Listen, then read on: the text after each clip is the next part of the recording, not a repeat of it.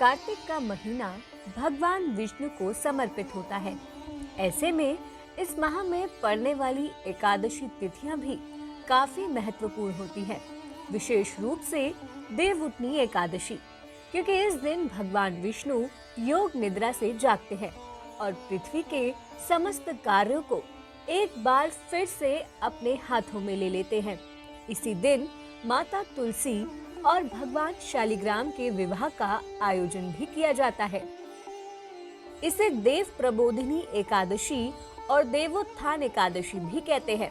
आइए जानते हैं देवउठनी एकादशी का शुभ मुहूर्त, पूजा विधि और व्रत कथा।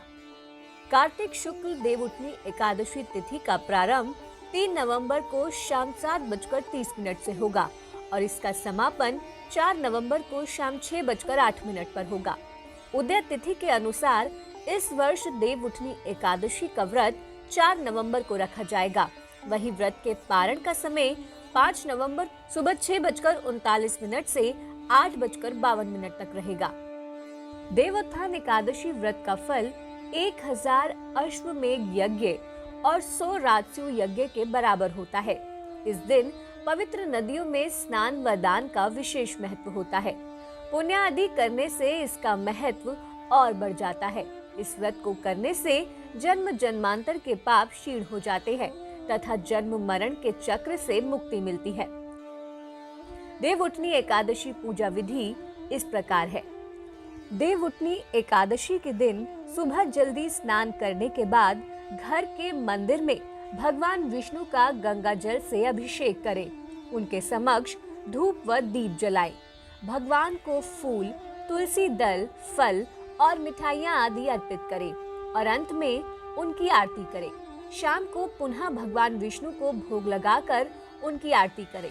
याद रखें कि इस दिन भगवान को तुलसी दल जरूर अर्पित करें, क्योंकि बिना तुलसी के भगवान भोग को स्वीकार नहीं करते हैं। भगवान विष्णु और तुलसी जी के अलावा इस दिन माता लक्ष्मी की भी पूजा करें। शाम को तुलसी के समक्ष दीप जलाएं। विष्णु सहस्त्र नाम का पाठ भी करें। अगले दिन द्वादशी के दिन शुभ मुहूर्त पर ब्राह्मणों को भोजन कराएं और अपने व्रत का पारण करें। इस एकादशी को कार्तिक मास में स्नान करने वाली स्त्रियां भगवान विष्णु के रूप शालिग्राम एवं विष्णु प्रिया तुलसी का विवाह संपन्न कराती हैं। पूर्ण रीति रिवाज से तुलसी वृक्ष से शालिग्राम के फेरे एक सुंदर मंडप के नीचे किए जाते हैं। आइए अब जानते हैं देवउठनी एकादशी की व्रत कथा। कथा अनुसार प्राचीन काल में एक राजा के राज्य में सभी लोग एकादशी का व्रत रखते थे। प्रजा तथा नौकर चाकरों से लेकर पशुओं तक को एकादशी के दिन अन्न नहीं दिया जाता था।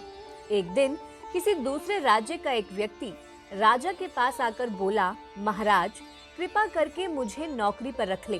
तब राजा ने उसके सामने एक शर्त रखी कि ठीक है, हम तुम्हें नौकरी पर रख लेते हैं, किंतु रोज तो तुम्हें खाने को सब कुछ मिलेगा, पर एकादशी को अन्न नहीं मिलेगा।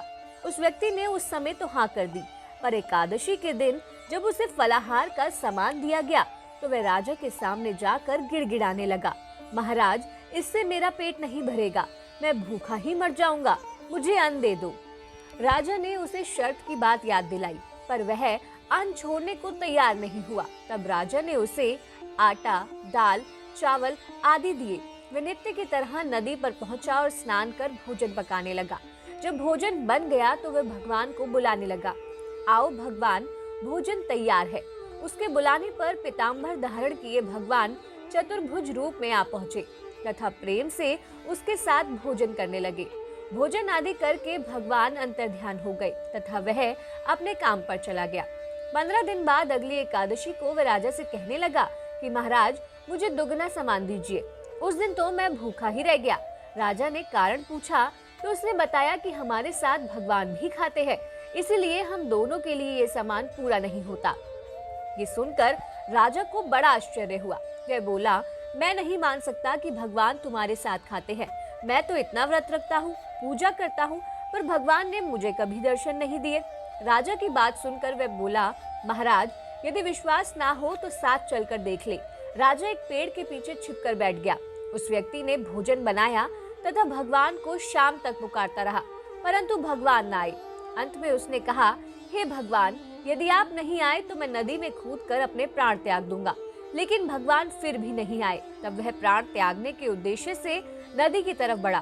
प्राण त्यागने का उसका दृढ़ इरादा जान शीघ्र ही भगवान ने प्रकट होकर उसे रोक लिया और साथ बैठकर भोजन करने लगे। खा पीकर वे उसे अपने विमान में बिठाकर अपने धाम ले गए। ये देख राजा ने सोचा कि व्रत उपवास से तब तक कोई फायदा नहीं होता जब तक मन शुद्ध ना हो। इससे राजा को ज्ञान मिला। वह भी मन से व्रत उपवास करने लगा और अंत में स्वर्ग को प्राप्त हुआ। अतः आप भी इस दिन पूर्ण विधि विधान से भगवान विष्णु की पूजा करें और उनकी कृपा प्राप्त करें। आप हमारे संत वाणी चैनल को सब्सक्राइब करें, वीडियो को लाइक करें, शेयर करें और हाँ, बेल आइकन पर क्लिक करना बिल्कुल ना भूलें ताकि हमारी किसी भी वीडियो की सूचना सबसे पहले आपको मिले।